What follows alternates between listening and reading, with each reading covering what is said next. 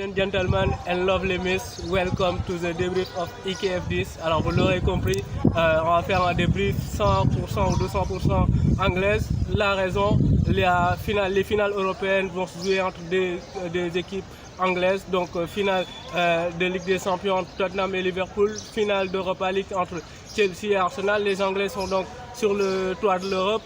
Raison de plus pour parler anglais dans ce débrief, mais heureusement que c'est moi qui commande et j'ai décidé de parler français. Donc, mais on va d'abord commencer par la Ligue des Champions. Mais c'est quoi cette Ligue des Champions? C'est quoi ces remontées? C'est quoi ces retournements de situation? C'est quoi ces émotions? C'est quoi ces sensations? C'est quoi ces comebacks? C'est quoi ces remontadas? Franchement, le football, il est un peu irrationnel. Mardi, on assiste à une remontada. Mercredi, comme si on n'était pas au bout de nos surprises, on assiste aussi aux remontada, au comeback si vous voulez de Tottenham. On va d'abord commencer par la remontada de Liverpool. Franchement, toutes les planètes étaient alignées pour que Liverpool ne passe pas. Souvenez-vous, au match aller, ils font un match extraordinaire. Ils se font battre par un excellent Léo Messi. Souvenez-vous aussi de la blessure de Naby Keita, qui est le créateur de cette équipe. Souvenez-vous du forfait de Firmino, qui est l'artificier, l'artiste de cette équipe. Souvenez-vous du forfait de Mohamed Salah. Souvenez-vous aussi dans le match le forfait de Robertson, qui a dû être remplacé par Wijnaldum. Donc toutes les planètes étaient un peu alignées pour que Liverpool ne passe pas. Et tac, Jürgen Klopp te sort en masterclass. Franchement, je lui tire mon chapeau parce qu'il a sorti un coup de chapeau sur ce match-là. On fait un peu le rappel. C'est soit tactique. Moi, j'étais un peu content de voir qu'il est resté fidèle un peu à son système de jeu, le 4-3-3. Il a mis une animation tactique qui a été très cohérente. Et le choix des hommes aussi, il choisit Divock Origi. La saison de Divock Origi, elle est quand même rocambolesque, elle est fabuleuse parce que cette saison, c'est le sauveur attitré de Liverpool. Souvenez-vous, face à Everton, c'est lui qui marque le but à la dernière minute. Souvenez-vous, face à Newcastle récemment, c'est lui qui marque le but dans les dernières minutes, qui permet à Liverpool de toujours croire au titre. Et là, sur ce match, il te met en doublé. Donc, sauveur, c'est le Messi de Liverpool. Le choix de Wijnaldum aussi, quand Robertson se blesse. Il a le choix Joe Gomez pour faire du poste pour poste. Il choisit un peu Wijnaldum qui fait une entrée dantesque, fabuleuse, une entrée d'anthologie, et son coup de tête sur le deuxième but quand même, impulsion parfaite, et puis coup de tête saignant qui laisse Ter Stegen sur le carreau. Il n'a pu rien faire. Le choix de Trent Alexander-Arnold aussi, latéral gauche, personne n'avait compris au match aller pourquoi il a voulu se priver un peu de la qualité de passe, de la qualité de centre de Trent Alexander-Arnold. Le gamin quand même, quelle patte droite, quelle clairvoyance, quelle qualité de passe, quelle vista, quelle vision de jeu.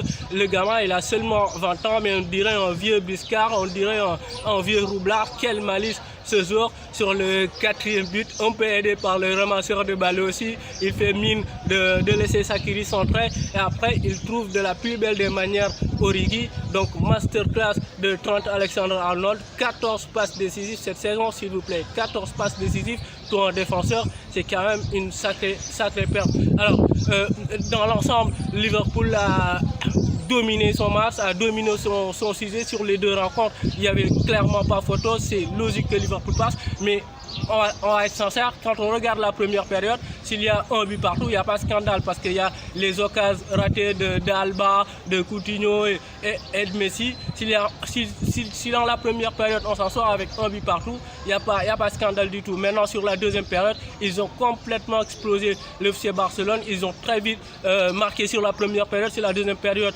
ils ont marqué un deuxième puis un troisième très rapidement.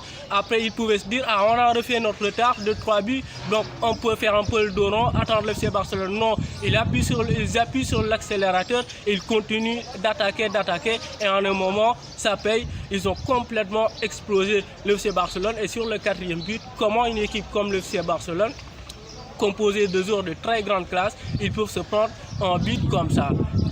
Ils mordent tous à l'hameçon. Comment vous pouvez prendre un but comme ça dans une demi-finale de Ligue des Champions à la 80e minute? Comment? C'est inadmissible. Ils méritent tous une peine de prison à perpétuité. Parce que là, c'est inadmissible. Et ça me permet un peu de basculer sur le lamentable. C'est pathétique, c'est une honte, c'est une déroute. Utiliser tous les péjoratifs possibles. Mais comment est-ce possible de se prendre une remontada par Origi Sakiri, avec tout le respect que je dois? Comment est-ce possible? Comment vous pouvez prendre une remontada avec Liverpool, sachant que Liverpool ne joue même pas avec ses meilleurs joueurs, sans Salah, sans Firmino?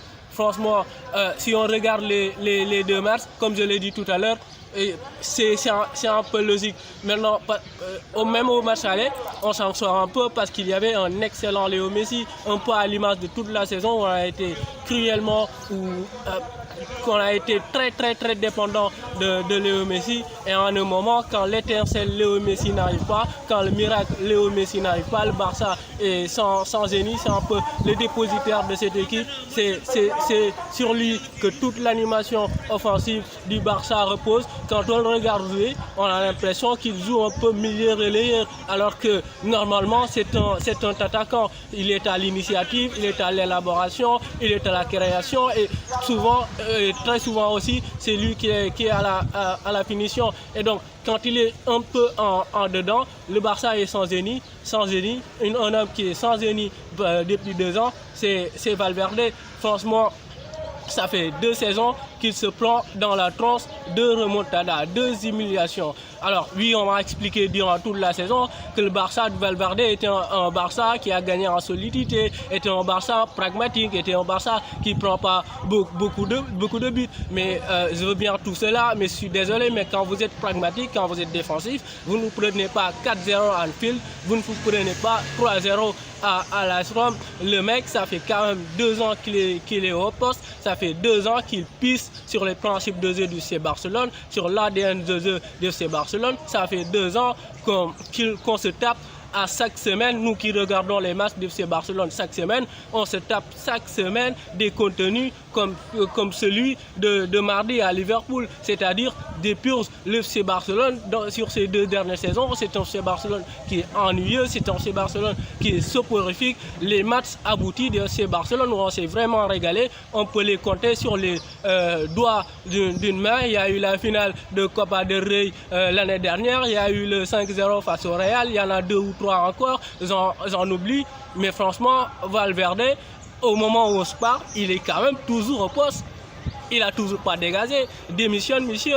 Franchement, démissionne, c'est ou bien que Bartomeu se gère un peu et qu'il le vire parce que c'est plus possible. C'est plus possible de continuer avec un entraîneur qui pisse sur l'ADN FC Barcelone. Alors, lui, c'est le principal responsable, mais les autres aussi ne sont pas exempts de tout reproche. Parce que moi, quand je vois Coutinho jouer, alors qu'il a été quand même acheté à 60 millions d'euros, le mec, il joue une demi-finale de Ligue des Champions, tu ne le sens jamais concerné. Il est jamais concerné durant toute la rencontre. Il joue sans conviction, sans caractère. Lui aussi, à un moment, va falloir qu'il se ressaisisse un peu ou qu'il parte. Rakitic va peut-être partir. Busquets, cette saison, même s'il a fait un excellent match aussi, c'est la seule satisfaction avec Vidal sur ce match. C'est l'une des seules satisfactions sur ce match. Mais lui aussi, cette saison, il a un peu dégringolé. Suarez aussi, Suarez, quand il ne marque pas, on a l'impression qu'il te sert absolument à rien. Dans l'élaboration du jeu, il te sert absolument à rien quand il ne marque pas. Jordi Alba, il a été immonde dans ce match. Et donc, ça fait 2 saisons de suite que le Barça se prend 2 remontadas dans la tronche. C'est quand même beaucoup. Mais quand on regarde le jeu du FC Barcelone, c'est pas illogique. Alors, Tottenham, Ajax maintenant, on refait le film du match. 5e minute, De Ligt met une tête, 35e, Ziyech marque un joli but. On se dit, rien ne peut plus arriver à l'Ajax. On se dit la vérité. Après, au retour des vestiaires, Tottenham revient avec de meilleures intentions. Il y a Lucas qui marque à la 54e minute. On se dit, là, attention, 58e, Lucas te remet un doublé avec un cafouillage un peu sur la défense. On se dit, attention, il va quand même forcément se passer quelque chose. L'Ajax qui ne resigne pas à jouer, qui continue à jouer son foot football qui continue à régaler et Ziyech qui manque d'énormes occasions, ça part dans tous les sens. Tottenham qui se crée des occasions. On se dit ça va se passer quelque chose forcément. Et 95e minute, purée, 95e minute, Lucas il te met en but.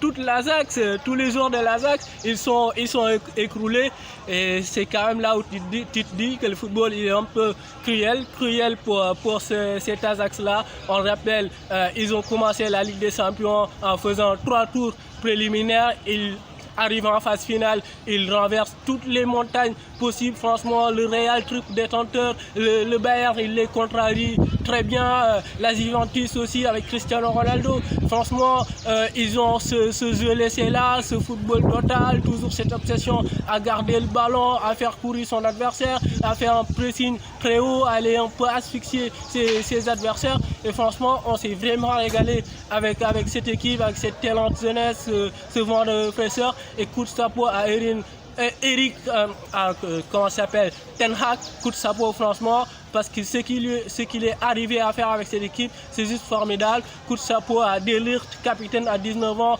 beaucoup de caractère. De Jong aussi, ce maestro, Van de Beek, Ziyech, Tadix, franchement, ils nous ont tous régalés. On leur dit franchement merci pour cette campagne de Ligue des Champions, parce qu'ils nous ont vraiment régalés. Alors je disais que le football il est cruel, mais quand vous êtes du côté de Tottenham, le football il est beau quand même, parce que marquer un but à la 95e minute dans les toutes dernières secondes, c'est fabuleux. L'ascenseur émotionnel, elle est vraiment à son paroxysme. Et Lucas Moura, quelle histoire quand même. On se souvient, il est sorti par la petite porte au PSG, il arrive à Tottenham, il n'est pas forcément titulaire. Et souvenez-vous, c'est lui qui permet à Tottenham de se qualifier lors des matchs allés face au FC Barcelone. Et là aussi, c'est lui qui met un triplé.